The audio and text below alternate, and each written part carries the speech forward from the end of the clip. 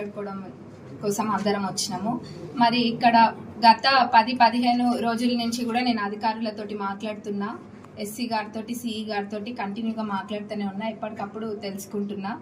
మరి ఇవన్నీ చేసి అట్లనే మినిస్టర్ గారితో కూడా మాట్లాడడం జరిగింది. మరి ఇవన్నీ చేసినాక మనం చూసినట్టయితే మన ఎక్స్ మినిస్టర్ గారు వచ్చి సొమ్మొక్కలది సోకొక్కలది అన్న విధంగా 2 రోజుల్లో నీళ్ళు వస్తున్నాయి అన్నది తెలుసుకొని వచ్చి ఇంకా ఒక ఫోన్ పట్టుకొని మాట్లాడి ఇంకా అంత చేసేసినట్టు చూపించిండ్రు.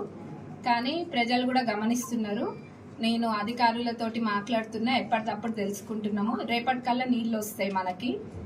ఇదే కాదు, మరి అంత ప్రేమ ఉంటే మన ఎక్స్ మినిస్టర్ గారికి మరి గతంలో చేయాల్సినవన్నీ చేసేది ఉండే. ఒకటి గేట్ వేయించేది ఉండే, వాళ్ళు అది నిర్లక్ష్యం చేసిండ్రు. అది నిర్లక్ష్యం చేసి ఇప్పుడు ఆ 4L దగ్గర ప్రాబ్లం అదే వస్తుంది. మరి ఇవన్నీ కూడా నిర్లక్ష్యం చేసి ఇప్పుడేదో వచ్చి గతంలో లేని ప్రేమ అంతా కూడా ఇప్పుడే చూపిస్తున్నారు. మరి రైతన్నల మీద మంచిదే, ఈ రకంగానైనా బయటకు వచ్చిండ్రు కదా, మంచిదే. మరి అట్లనే మీరు చూసినట్టయితే చెన్నూరు రిజర్వాయర్, పాలకుర్తి రిజర్వాయర్ మంజూరు చేసింది కాంగ్రెస్ ప్రభుత్వం గతంలో.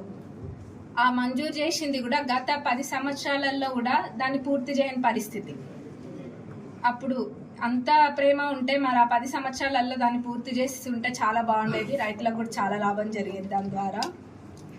ఆనాడు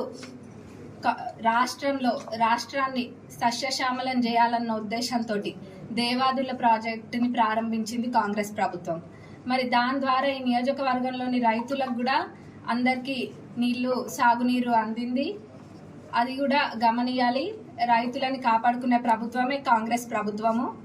మరి ఏదో అధికారులతో మాట్లాడనట్టు లేకపోతే ఇంకేం పట్టించుకొని విధంగా ప్రచారాలు ఆపితే బాగుంటుంది. ఇవన్నీ మానేసి మనం ప్రజలకు ఏ రకంగా ఉపయోగపడాలో ఆలోచించుకోవాలి. మరి ఎప్పుడు అయినా కానీ కాంగ్రెస్ ప్రభుత్వము రైతన్నలకి అండగా ఉంటుంది. మరి నీళ్లు కూడా నేను చెప్పిన విధంగా రేపు వస్తున్నాయి. మరి టెంపరీ సొల్యూషన్సే కాదు, పర్మనెంట్గా ఏ విధంగా అయితే మా నియోజకవర్గంలో, మా పాలకుర్తి నియోజకవర్గంలో ఏ విధంగా చేస్తే పర్మనెంట్ సొల్యూషన్ అనేది ఉంటుందో అవన్నీ కూడా నేను అధికారులతో మాట్లాడుతున్నా. మీరు చూసినట్టయితే త్వరలోనే ఏదో ఒకటి వచ్చే ఎండాకాలం కల్లా కూడా అసలు ఇవేమి ఉండవు. పర్మనెంట్ సొల్యూషన్ అనేది తప్పకుండా నేను అది రెస్పాన్సిబిలిటీ నాది, నేను అది తప్పకుండా చేసి తీరుతా అని కూడా మా పాలకుర్తి ప్రజలందరికీ చెప్తున్నా. మరి దేవరుప్పల వాళ్ళందరూ కూడా రైతన్నలకి వాళ్ళకి అండగా ఉంటామని కూడా నేను దీని ద్వారా చెప్తున్నా. ఏమైనా నీళ్ళు సమస్యలు అవన్నీ రేపు ఖచ్చితంగా నీళ్ళు వస్తాయి. మరి క్షమించాలని కూడా రైతన్నలందరినీ కోరుతున్నా. అది మన తప్పు కాకపోయినా వాళ్ళందరి రెస్పాన్సిబిలిటీ కూడా నాది కాబట్టి నేను ఆ బాధ్యతను తీసుకొని క్షమించాలని కోరుకుంటున్నా. రేపు నీళ్ళు తప్పకుండా వస్తాయని మాటిస్తూ సెలవు తీసుకుంటాను.